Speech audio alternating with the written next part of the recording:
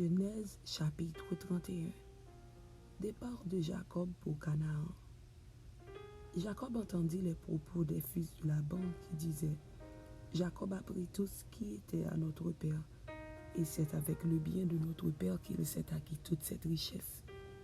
Jacob remarqua aussi le visage de Laban, et voici, il n'était plus envers lui comme auparavant. Alors l'Éternel dit à Jacob: Retourne au pays de tes pères et dans ton lieu de naissance, et je serai avec toi. Jacob fit appeler Rachel et Léa, qui étaient au champ vers son troupeau. Il leur dit: Je vois au visage de votre père qu'il n'est plus envers moi comme auparavant, mais le Dieu de mon père a été avec moi. Vous savez vous-même que j'ai servi votre père de tout mon pouvoir, et votre père s'est joué de moi et a changé 10 fois mon salaire. Mais Dieu ne lui a pas permis de me faire du mal. Quand il disait: les tachetés seront ton salaire, toutes les brebis faisaient des petits tachetés. Et quand il disait: les rayés seront ton salaire, toutes les brebis faisaient des petits rayés. Dieu a pris à votre père son troupeau et me l'a donné. Au temps où les brebis entraient en chaleur, je levai les yeux et je vis en songe que les bouts qui couvraient les brebis étaient rayés, tachetés et marquetés. Et l'ange de Dieu me dit en songe: Jacob. Je répondis: me voici. Il dit: lève les yeux et regarde. Tous les bouts qui couvrent les brebis sont rayés, tachetés et marquetés. Car j'ai vu tout ce que te fait Laban.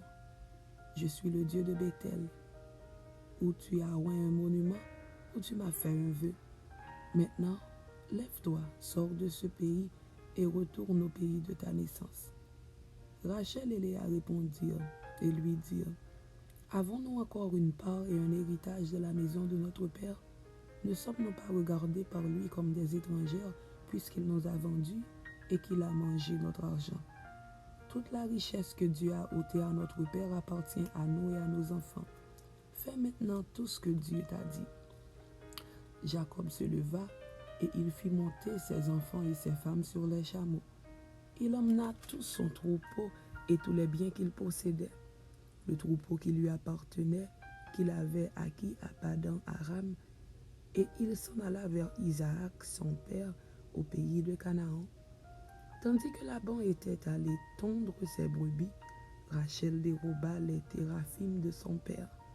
Et Jacob trompa Laban, l'araméen, en ne l'avertissant pas de sa fuite. Il s'enfuit avec tout ce qui lui appartenait. Il se leva, traversa le fleuve et se dirigea vers la montagne de Galaad. Poursuite de Laban.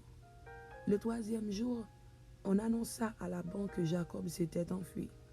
Il prit avec lui ses frères, le poursuivit 7 journées de marche et l'atteignit à la montagne de Galaad. Mais Dieu apparut la nuit en songe à Laban, l'araméen, et lui dit: Garde-toi de parler à Jacob ni en bien ni en mal. Laban atteignit donc Jacob.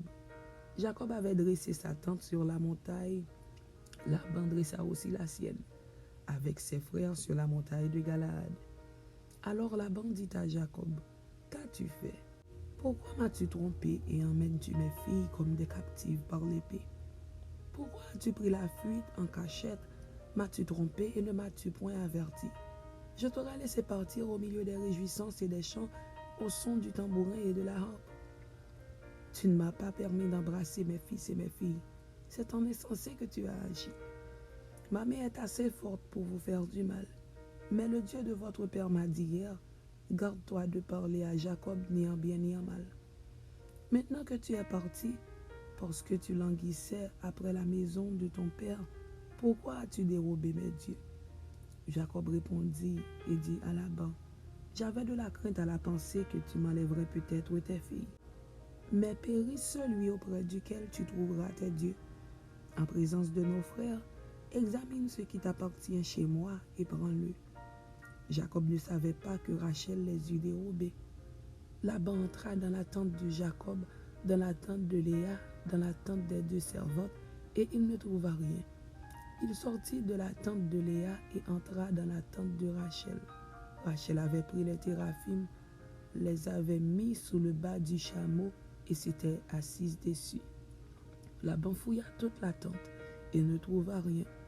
Elle dit à son père, « Que mon Seigneur ne se fâche point si je ne puis me lever devant toi, car j'ai ce qui est ordinaire aux femmes. » Il chercha et ne trouva point les téraphim.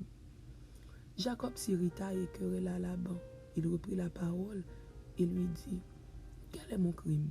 Quel est mon péché que tu me poursuives avec tant d'ardeur? Quand tu as fouillé tous mes effets, qu'as-tu trouvé des effets de ta maison? Produis-le ici devant mes frères et tes frères, et qu'ils prononcent entre nous deux. Voilà 20 ans que j'ai passé chez toi. Tes brebis et tes chèvres n'ont point avorté. Je n'ai point mangé les béliers de ton troupeau. Je ne t'ai point rapporté de bêtes déchirées. J'en ai payé le dommage. Tu me redemandais ce qu'on me volait de jour et ce qu'on me volait de nuit. La chaleur me dévorait pendant le jour et le froid pendant la nuit, et le sommeil fuyait mes yeux. Voilà 20 ans que j'ai passé dans ta maison. Je t'ai servi 14 ans pour tes 2 filles et 6 ans pour ton troupeau, et tu as changé 10 fois mon salaire. Si je n'eusse pas eu pour moi le Dieu de mon père, le Dieu d'Abraham, celui que craint Isaac, tu m'aurais maintenant renvoyé à vide.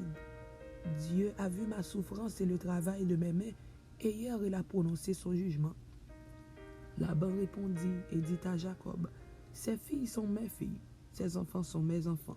Ce troupeau est mon troupeau, et tout ce que tu vois est à moi. Et que puis-je faire aujourd'hui pour mes filles et pour leurs enfants qu'elles ont mis au monde? Viens, faisons alliance, moi et toi, et que cela serve de témoignage entre moi et toi. » Jacob prit une pierre et il l'adressa pour monument. Jacob dit à ses frères, « Ramassez des pierres. » Ils prirent des pierres et firent un monceau, et ils mangèrent cela sur le monceau. Laban l'appela Jégar Sahaduta, et Jacob l'appela Galed. Laban dit, « Que ce monceau serve aujourd'hui de témoignage entre moi et toi. » C'est pourquoi on lui a donné le nom de Galed.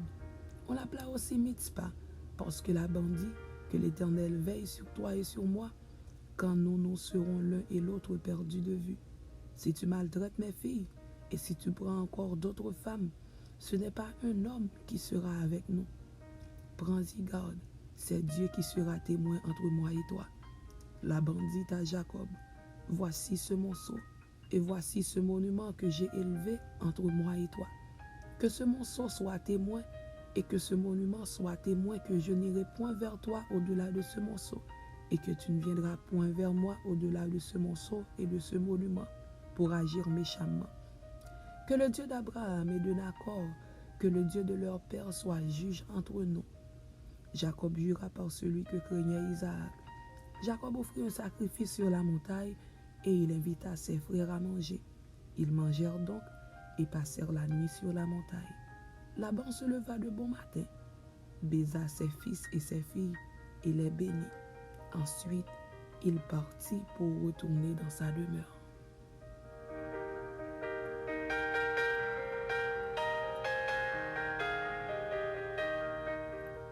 Genèse chapitre 32. Envoi de message à Ésaü. Jacob poursuivit son chemin et des anges de Dieu le rencontrèrent. En les voyant, Jacob dit, « C'est le camp de Dieu. » Et il donna à ce lieu le nom de Mahanaïm. Jacob envoya devant lui des messagers à Ésaü, son frère, au pays de Séhir, dans le territoire d'Édom. Il leur donna cet ordre. « Voici ce que vous direz à mon serviteur Ésaü. Ainsi parle ton serviteur Jacob. J'ai séjourné chez Laban et j'y suis resté jusqu'à présent. J'ai des bœufs, des ânes, des brebis, des serviteurs et des servantes. Et j'envoie l'annoncer à mon Seigneur pour trouver grâce à tes yeux. » Les messagers revinrent auprès de Jacob en disant, « Nous sommes allés vers ton frère Ésaü. » Et il marche à ta rencontre avec 400 hommes. Jacob fut très effrayé et saisi d'angoisse. Il partagea en deux quand les gens qui étaient avec lui, les brebis, les bœufs et les chameaux.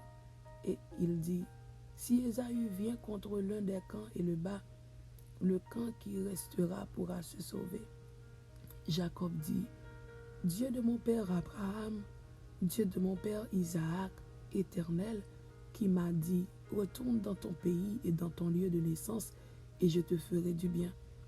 Je suis trop petit pour toutes les grâces et pour toute la fidélité dont tu as usé envers ton serviteur, car j'ai passé ce Jourdain avec mon bâton, et maintenant je forme 2 camps.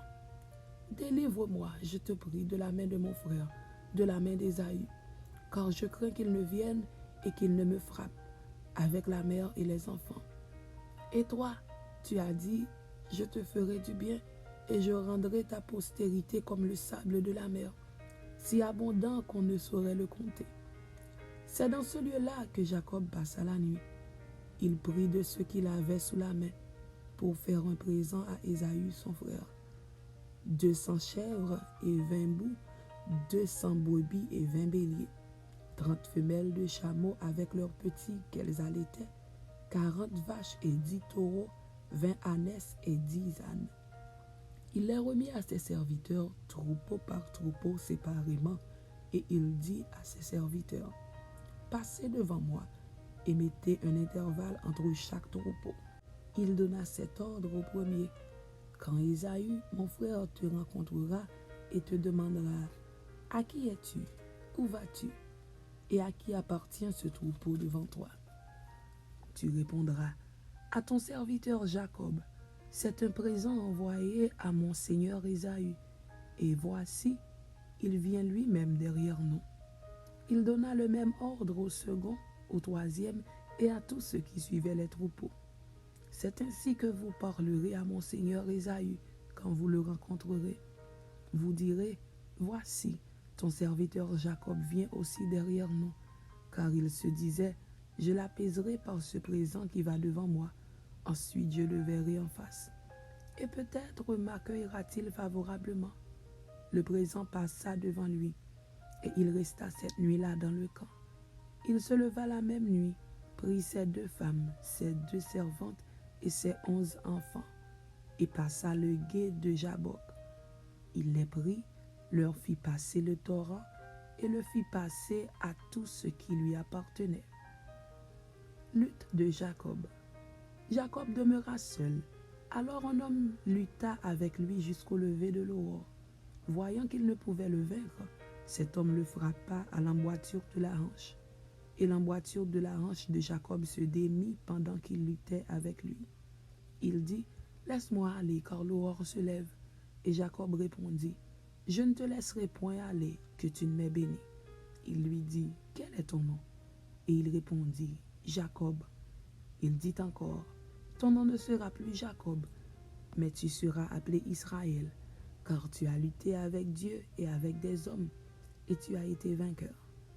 Jacob l'interrogea en disant, fais-moi, je te prie, connaître ton nom. Il répondit, pourquoi demandes-tu mon nom?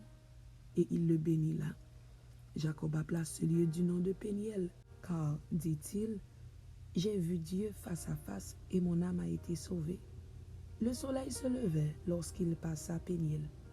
Jacob boitait de la hanche. C'est pourquoi jusqu'à ce jour, les enfants d'Israël ne mangent point le tendon qui est à l'emboîture de la hanche, car Dieu frappa Jacob à l'emboîture de la hanche au tendon. Amen. C'était Genèse chapitre 31 et Genèse chapitre 32. Que Dieu vous bénisse. Amen.